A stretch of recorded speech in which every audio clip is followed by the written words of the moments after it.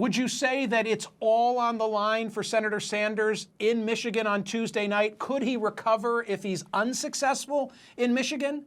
I think the press would be so bad for him. You know, that's part of the game we're playing here. We're playing a delicate game, right? We're also playing a press expectations game. Given that he won Michigan last time around, given that he's right now trailing in the delegate count, if he loses a state like Michigan, which was a great state for him last time, where all the polls said he was going to lose and he actually won, I think it would be really, really bad. I think he has to go in and win Michigan, no doubt about it. How do you assess the demographics of Michigan and who do they advantage? Yeah, you know, this I think was the key difference between what we've seen so far in the 2020 primary and what we saw in the 2016 primary. The reason that Bernie Sanders went into Michigan and won in 2016 is because he won white voters without a college degree. He won them by 15 points in Michigan, I believe. That was pretty much the same as he won them nationwide, or at least in the North.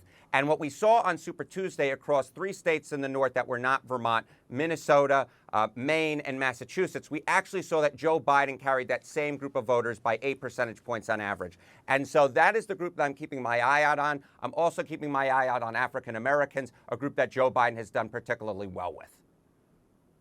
There's interesting interplay between Sanders supporters and the Trump electorate. And there's a map that depicts what I'm stumbling for my words to say. It shows, let's put it up, Sanders supporters who ultimately went for Donald Trump. I mean, 48,000 in Michigan, 51,300 in Wisconsin, my home state, Pennsylvania, 117,000 Sanders primary voters who then, in the general, helped elect Donald Trump. Your thoughts?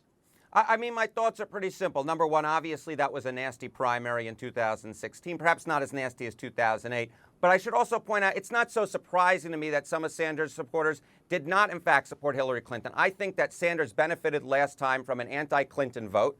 And I don't think he's benefiting from that same factor this time around. That's part of the reason why I don't think he's going to do particularly well in Michigan. I think Joe Biden's favorite there. And I think that obviously if we come down to a close general election in this fall, it wouldn't be surprising to me, you know, let's say if the Sanders voters, in fact, make the difference again in a state like Michigan, if it's very, very close. But if Joe Biden's winning by a wide margin, Michigan or any of the states you put up on that screen, they're not ultimately going to make the difference.